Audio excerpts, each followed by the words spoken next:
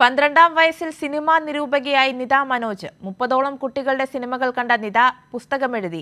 ഒരു കുട്ടി കണ്ട കുട്ടികളുടെ സിനിമകൾ എന്ന പേരിൽ സൈന്ധവ ബുക്സ് അത് പ്രസിദ്ധീകരിച്ചു. ഇത് ഞാൻ എഴുതിയ ബുക്കാണ്. കഴിഞ്ഞ വെക്കേഷനാണ് ഇതിനകത്തുള്ള എല്ലാ സിനിമകളും കാണുന്നത്. ഏതാണ്ട് 33ഓളം സിനിമ ഇതിനകത്തുണ്ട്. പല ഭാഷയിൽ നിന്നുള്ള സിനിമകളുണ്ട്. മലയാളം, തമിഴ്, ഹിന്ദി, ഇറാനിയൻ, ഇംഗ്ലീഷ്, അങ്ങനെ പല ഭാഷയിൽ നിന്നുള്ളതുണ്ട്. 2 ആനിമേറ്റഡ് ചിത്രങ്ങളും ഇതിനകത്ത് ഉണ്ട്.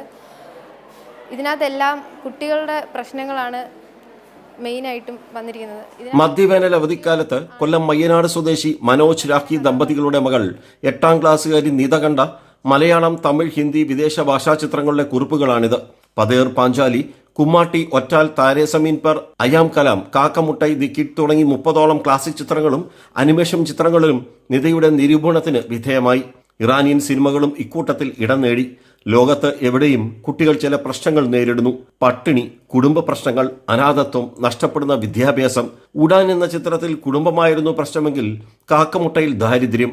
കുട്ടികളെ ചിരിപ്പിക്കുന്നതും വിഷമങ്ങൾ പറയുന്നവയും ഇക്കൂട്ടത്തിലുണ്ട്. ഒറ്റാലിലും ചില്ലാർ പാർട്ടിയിലും ബാലവേലയായിരുന്നു പ്രമേയം. കളർ ഓഫ് പാരഡൈസിൽ ഭിന്നശേഷി പ്രശ്നങ്ങൾ. ജീവിതത്തെ ഒറ്റയ്ക്ക് നേരിടുന്ന ഒരു പെൺകുട്ടിയുടെ കഥയാണ് മൗഷെ. ജീവിതത്തെ ഒറ്റയ്ക്ക് നേരിടുന്ന ഒരു ആൺകുട്ടിയുടെ കഥയാണ് കടവ്. നിരൂപണം വ്യക്തം, കൃത്യം. മൂവിയായിട്ട് ബന്ധപ്പെട്ട ഒരു നല്ല ബുക്കാണ്. അതിൽ അതേ കണക്കിന് കുറേ മൂവീസിനെ കുറിച്ചുള്ള റിവ്യൂസ് ഉണ്ട്. പിന്നെ നമ്മളൊരു മൂവി കാണുന്ന പോലെ തന്നെയാണ് ആ ബുക്കുള്ളത്. അധ്യാപകനായ അച്ഛനായിരുന്നു പ്രചോദനമെന്ന് നിത പറയുന്നു. അപ്പോൾ കഴിഞ്ഞ വെക്കേഷൻ അച്ഛന് വയ്യാണ്ട് കുറച്ച് നാൾ വീട്ടിലുണ്ടായിരുന്ന സമയത്ത് കാണിച്ചു തന്നതാണ്.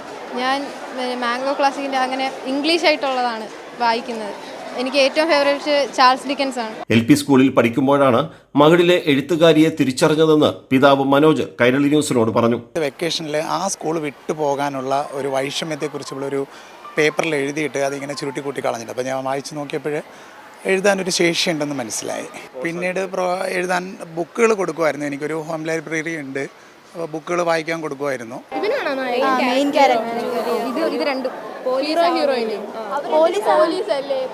ആവാൻ വേണ്ടി ഒരു മുയല് കഷ്ടപ്പെടുന്നു. ഇവൻ നേരത്തെ ആവാനായിരുന്നു, പക്ഷേ അവസാനമാവും.